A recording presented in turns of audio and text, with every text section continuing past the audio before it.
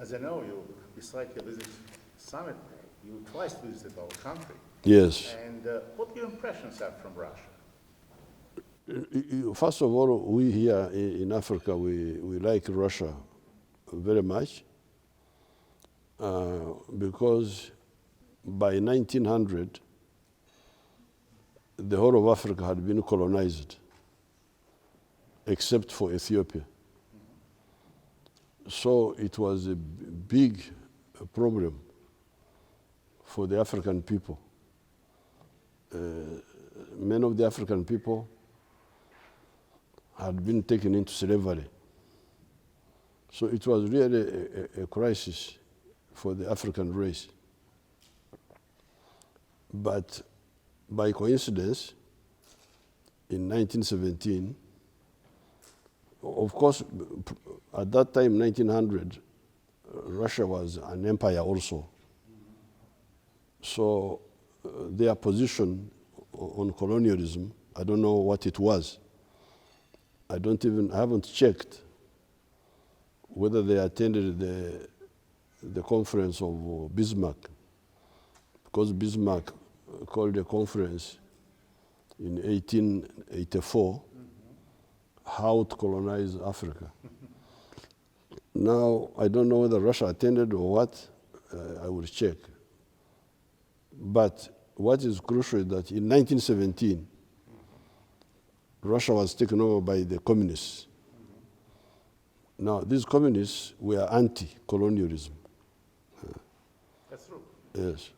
So from that time, so here we were beginning to organize ourselves, starting with the African National Congress of South Africa in 1912.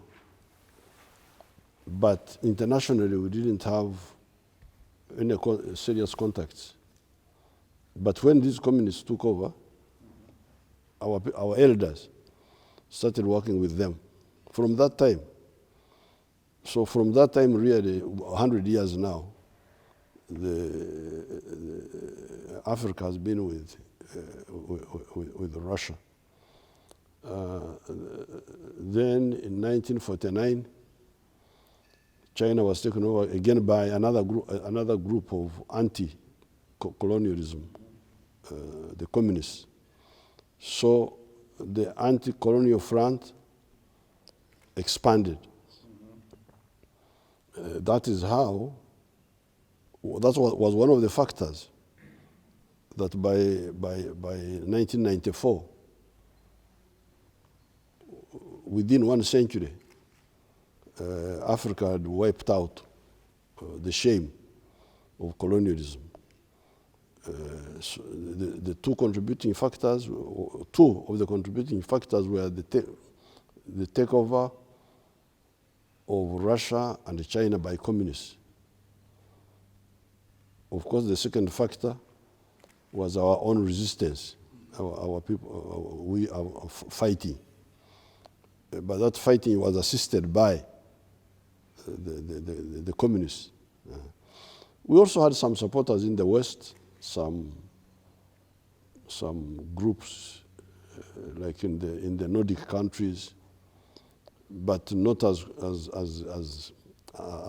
serious as the support we got from from Russia, from China, from Soviet Union that time. They were calling it Soviet Union. From GDR, there was Eastern Germany. From Cuba, the socialist camp. So this relationship has been there all this time. It's not new at all. It's not new. It's 100 years now. Before that, there were other linkages. The Orthodox religion has got links with the Ethiopian churches, Orthodox Church, the Egyptian, Coptic. Those are old linkages. But for me, I'm more interested in the recent ones. Uganda is very active participant of the very many different international organizations. No? Besides United Nations, Uganda is very active member of the African Union. You were one who established the East African community. You are the flag of this community. What's the goals have Uganda, you personally, in this organization? Well, modern life is supported by production of goods and services. Now, once you produce a good or a service, you need a market. Somebody should buy what you produce. And the more people that buy from you, the better. Therefore, one of the weaknesses of Africa was the political balkanization of Africa in 54 former colonies, which means the African market was fragmented. But we started early, soon after independence, to deal with this problem of integrating the African market. And we are now nearing the end, because we have already formed the East African community with 300 million people. Then we have got another group called Common Market of Southern Africa, COMESA, with more than almost 600 million people. But now we also have the African, the CFTA, the Continental Free Trade Area for the whole of Africa. Population 1.5 billion people, 1.4 billion, which will be 2.5 billion in the next 30 years. So the integration is first of all correcting past mistakes. Because although you talk of this Africa, the African they are talking about are actually similar or linked. The Africans are in 4 linguistic groups. What we call the Niger-Congo group of languages, which are found from East Africa here all the way to South Africa. This is really one language. Then you have what they call the Nilo-Saharan. These are like the people of southern Ethiopia, the ancient Egyptians. They were part of that group. Then you have what we call the Afro-Asiatic, the Arabs and some tribes in northern Ethiopia. And then you have the smaller group called Khoisan in South Africa. So these are the same people. Therefore, these colonial boundaries are a distortion which long ago our elders determined to correct. But also, apart from the brotherhood, but also the economic imperative to have a market big enough to support production, so that we support prosperity. So the market will support prosperity of ourselves. At the end of this year, or the beginning of the coming year, Uganda will take a new step in the international community. You, your country, will be the president of the NonAllance Movement. And you as a president will be the president of this NonAllance Movement. What's the expectation of this new role of Uganda in the international community? What's your expectation of this NonAllance Movement on this period? And how you value the current situation with this movement and current presidency?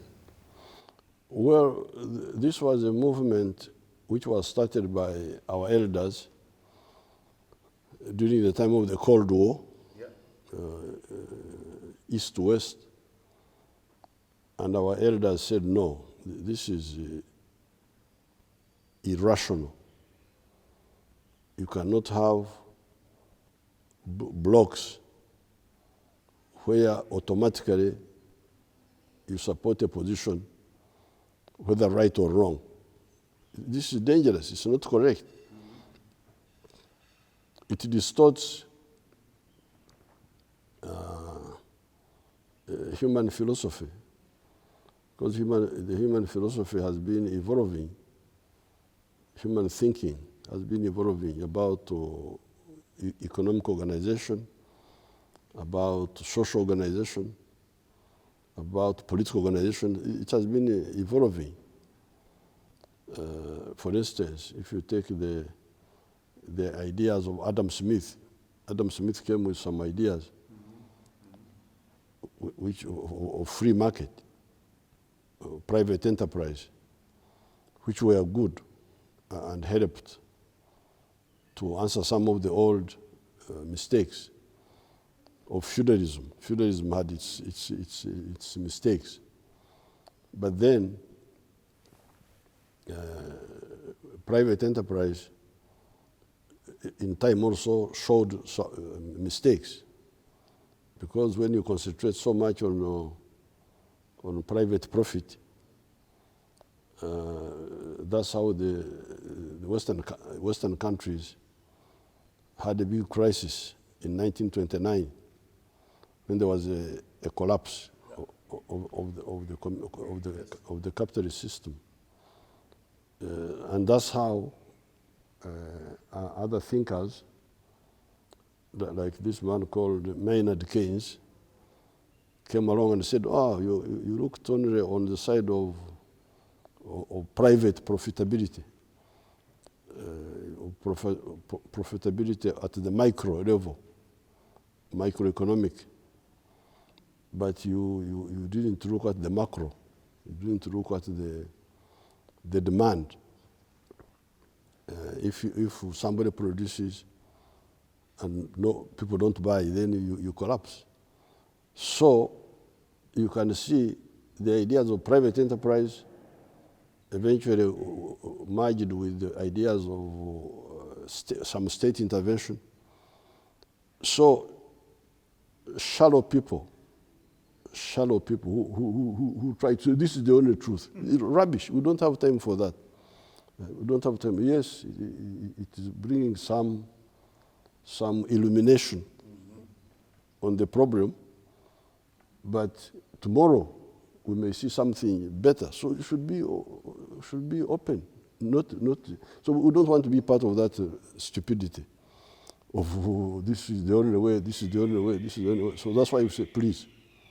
Even the communists were making their own mistakes, because also they had some of that dogmatic. This is the only way. So that's why we said, and then they turned out also to make some mistakes. So that's why our elders rightly said no. For us, we shall judge each issue according to its merit. And that's how it all started with the NASA, with Nkrumah, with the Nehru, with the Tito, Joseph Tito. Bandaranaike, yes. So that's the theory. That's the logic. We don't want to automatically be. You look like as if you are not serious. It's totally wrong. Because human political thought is evolving. We are seeing things better each day. So why should we say, this is the only way? This is the only way. For us here, we use all ideas, private enterprise, state enterprise, because it can work in some situations. Family enterprise. We think the non-aligned is very useful for the world. Well, you were a very active participant of the great events of the late 80s. You played a very important role in politics of Uganda. And what, if you compare your goals from that period to now, what results you can say that it's done, and what you have more expectation for the future? Well, we started in the 60s, which were, and the main goal was decolonization, which we have achieved. But as I've told you, decolonization without integration in Africa was an incomplete story. But that one we are working on. Then also there were the historical distortions of Africa only producing raw materials and not adding value. Now this is at the back of the crisis which is going on in Africa now. Because when you don't add value, you lose a lot of. For instance, if you take coffee, the global business of coffee is $460 billion. But all the coffee producing countries, all of them, Brazil, Colombia, Vietnam, Uganda, all of them, they only share $26 billion out of the 460 billion. So you can see the massive loss of value to other people for no good reason. Because if you want coffee, why is it not processed fully where it is produced, and then you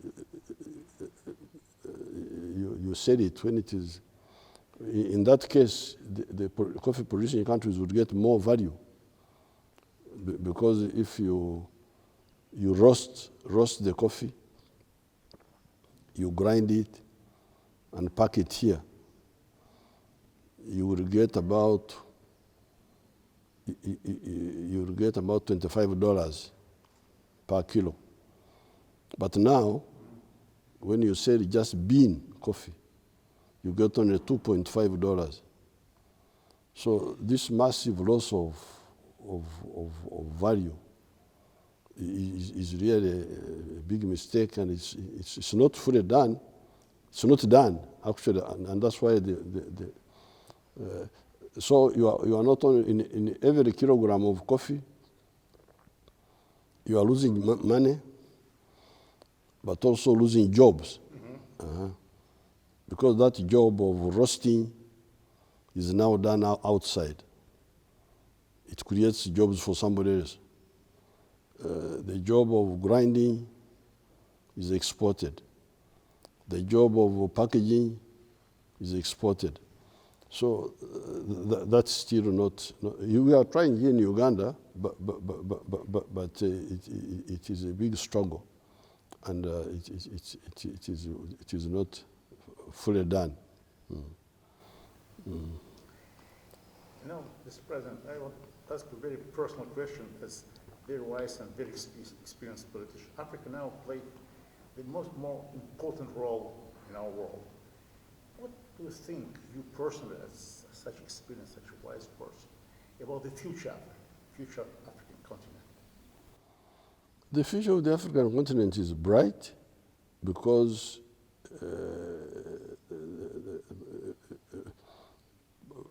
Africa has really been underpopulated.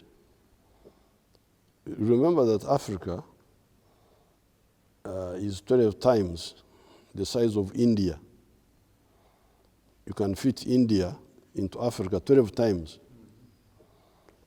But our population has been, up until recently, was smaller than the population of India. We have now overtaken India. And this was because of the tropical diseases. This climate is good for the human being, but also good for his enemies, for the mosquitoes, for the tsetse flies. So with the low level of technology to deal with the vectors, the insects which were spreading diseases, the population remained small. But now, because of the improved science, we have been able to control the vectors, and the population now is growing. In the next 30 years, Africa will be having 2.5 billion people. There will be more or less a quarter of the human race will be here. So, and they are understanding more the mistakes of the past. Like this one, what I'm talking about, the raw materials. They are now understanding it. The political elite are seeing that. Yes. Then also they had mistakes about concepts of army building, concepts of political organization. They had some mistakes. Like for instance, with ideology, some of the groups were emphasizing identity. I am this religion, I am this tribe. They were emphasizing the politics of identity. And like some of us in the 60s, we were challenging them and saying, no, when you emphasize politics of identity, you are misleading yourself, because identity will not solve your problems. Problems of hunger, of disease, of poverty. Why don't you look at interests rather than identity? Because like in my tribe, we are cattle keepers. We are a tribe of cow people. Yeah. But if you look carefully, my cow people don't buy from me, because they also have cows. They have cows, I have cows. They have milk, I have milk. They don't buy from me, I don't buy from them. So, okay, we say we are cow people. But how is our groupism solving our problems? How to work. How to live? So you find that the other tribe who don't have cows actually are the ones who buy my milk. They're the ones who buy my beef. So that's why we said, you people, you are misdirecting yourselves. When you emphasize identity, you are actually an enemy of your group, because you are against their prosperity. So therefore, and this ideology of sectarian, because that's what causes sectarianism. Sectarianism comes from emphasizing identity rather than interests. Because if me, although I am a cowman, my real interest is people to buy my milk, to buy my beef. Because when they do that, I become more prosperous. But if somebody says, no, we the cow people, and he cuts me off from the other tribe, that is the politics of sectarianism, which you see causing a lot of damage to many countries in the Middle East. All those problems you see there, they are from that mistake, ideological mistake. What is primary? Interest or identity? If you say identity, you are lost. I can guarantee you, because you will not solve the problems of prosperity of your people by emphasizing identity. So that mistake is becoming clear now. So I can see that the ideological mistakes are being understood, and the strategy mistakes, like depending on raw materials rather than adding value. So, and the population is going up, and it's getting more educated. Education is also increasing. So the future of Africa is very bright. They have problems now, insecurity, because of those mistakes. But where you address the mistakes, we succeed.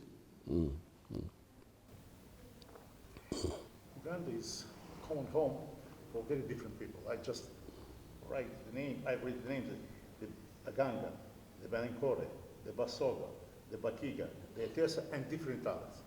How can you keep this peace and understanding between all of them?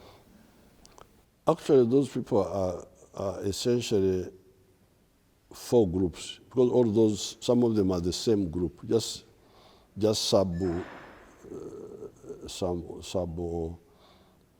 same language, but with I wouldn't even call them dialects, accents, different. I mean, you could call them dialects, but of the same language. So they are essentially 4 groups: the Bantu, the Nilotics, the Nilo-Hamitic, and the Sudanic. But as I told you, our movement, our political movement, which started as a student movement in the 1960s, rejected the politics of identity. Precisely. We showed them that this is we call it a pseudo ideology. Do you know that word pseudo? Pseudo, tell him the pseudo.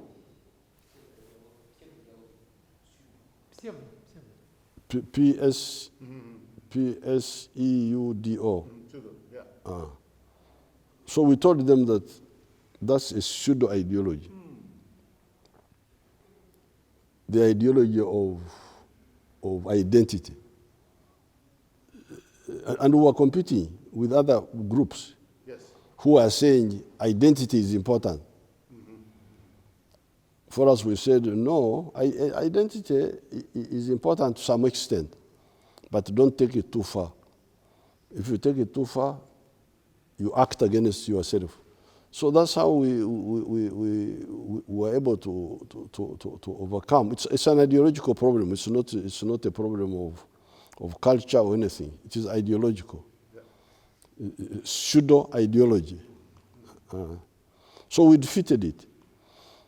That's why we win elections on the first round. We know we are supposed to, if we don't get more than 50%, we are supposed to go back for, we have never gone for second round. We always win on the first round. Because the majority of the people saw our point. Interests, not identity. That's really the issue. It is ideological, political. Mr. President, our team on the second day here in Uganda, and we impressed how beautiful country, you know, and you have savannas, you have forest ranges, you have wildlife, you have everything in Uganda. What do you think about the tourism, to invite tourism from Russia, from different countries to Uganda, and what you do for that? And what place for tourists you would recommend personally? Oh, the whole of, whenever I go to Europe, I tell them, how can you be less informed than the birds? Because the birds know this, the birds. Yeah. In winter, they all come here and go back in summer. So when I went to Sweden, I said, you people, how can the birds be more informed than you people. What are you doing here in winter? Why don't you come and spend the summer in Uganda and spend the winter, their winter in Uganda? So, Good idea. Very good idea. Very good. And the Russians who are always freezing in those places. In 1969, I was a student, and I went for a conference in North Korea, Kim Il-sung. It must have been like maybe September or October there. And when we were coming back, first we stopped in Prague, and from Prague we went straight to Pyongyang. But when we were coming back, we stopped in a place called Irkutsk. And it was not yet winter. I think it was October, because we were coming back for the school, for the university opening. And they said, oh, it's now autumn, but the temperature is -2 degrees. Ooh. So what will happen when the real winter comes? How you were dressed? The North Koreans had informed us, and we had some. So then from Irkutsk, we flew to Moscow, and I stayed there for 5 days, and then flew to Cairo. So here, it so happened that this good climate is because of latitude and altitude. The confluence of the two. We are right on the equator, but also with a high altitude.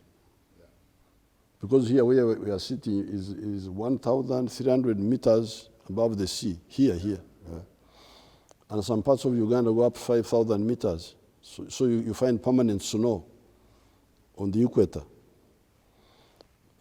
Now, there are not many places in the world which are like that. Absolutely. Actually, I think there are only 3 in the whole globe. There is a place called Ecuador in South America. I have never been there, but you have to go there to compare. But I suspect it could be. Yeah. Then you have Uganda. Then you have a part of Kenya, near Mount Kenya, because that's where the equator passes. Now, most of the time, the equator is passing through low-lying areas, low altitude, like the Amazon forest in South America, the Amazon, the forest, the Congo forest, very humid, a lot of humidity. Then the equator goes into the ocean. Then it emerges in parts of Indonesia and the Philippines. Very humid. So it is here. It is the only place where you are on the equator, but also with a high altitude.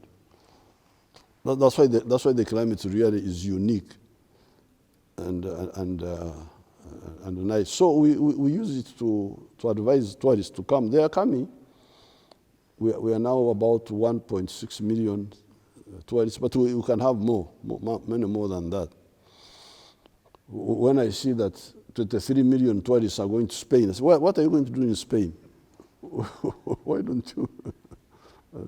So you tell the Russians that... We do. Yes. It's our program. You know, William, remember that your experience 1969 in Irkutsk. That's why we organized second summit Russia-Africa in July. Yes. Not to have the same experience like that time. Yeah. You know, Mr. President, I am a journalist and I have to put also the actual question.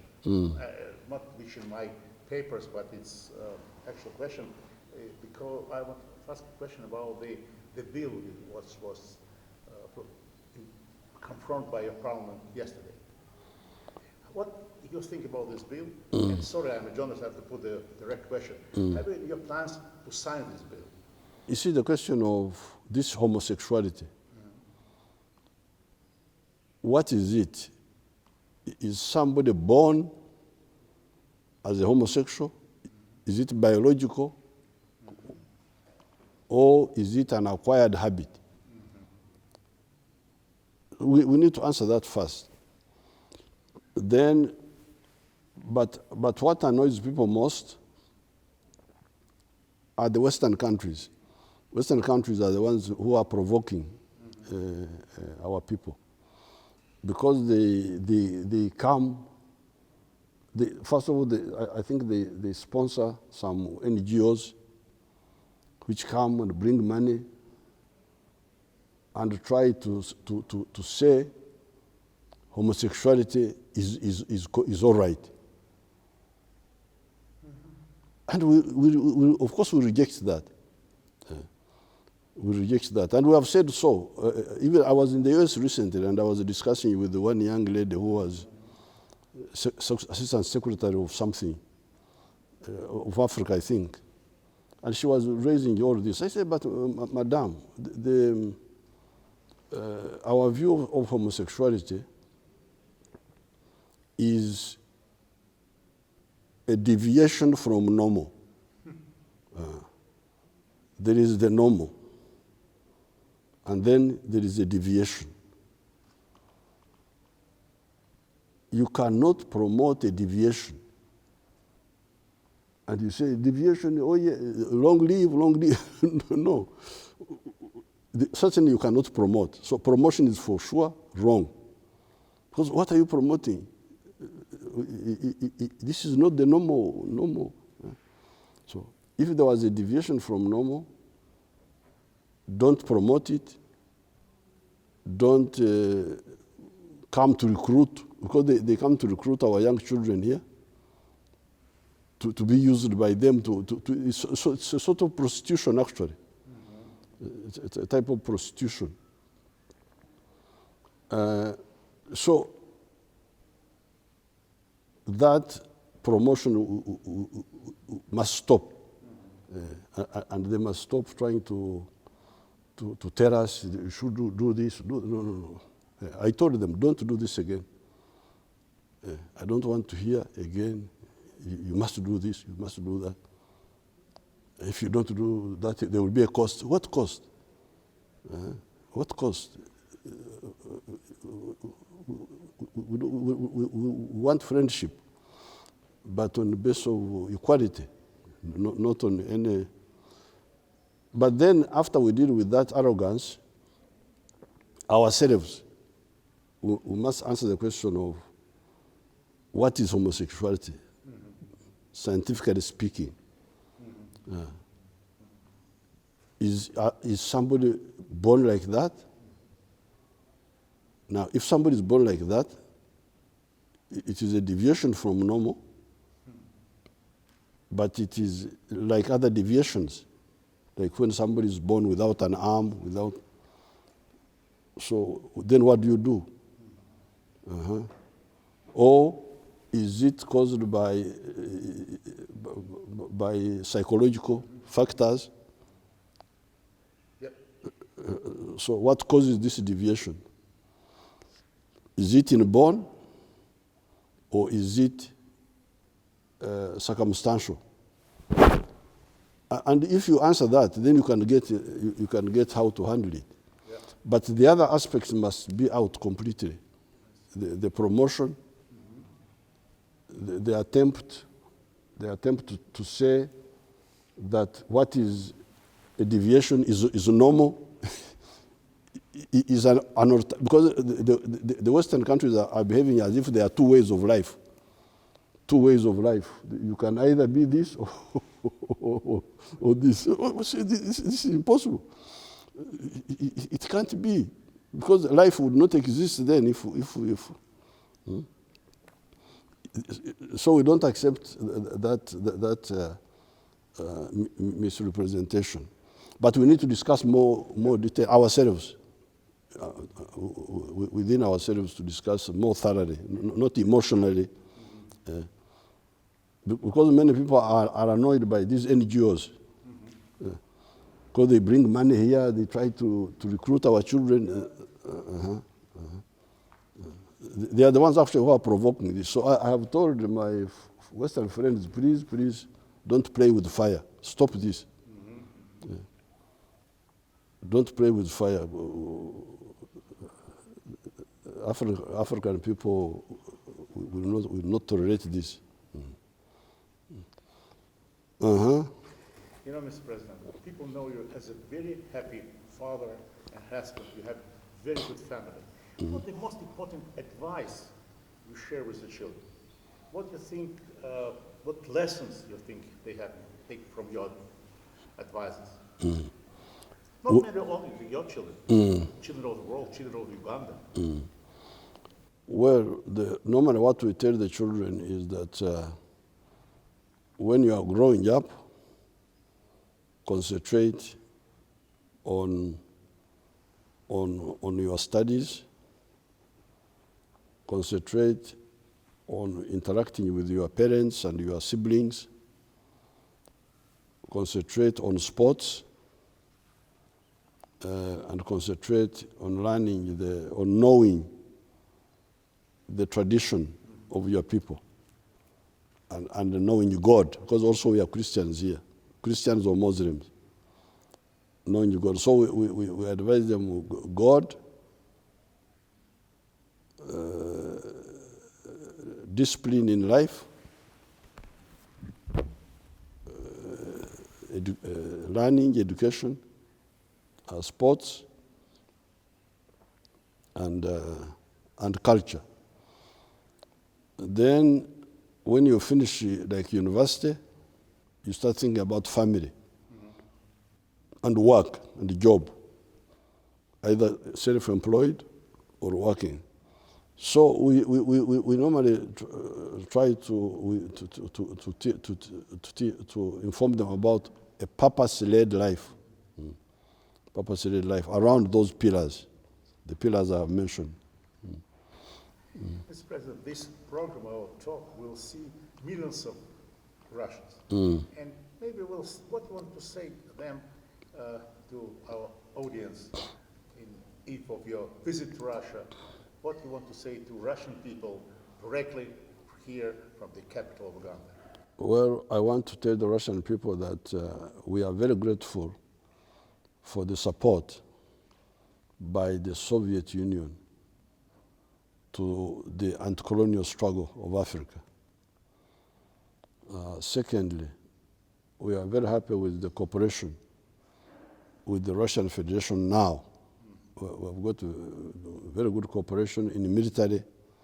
We normally buy good equipment from Russia, and we get good technology.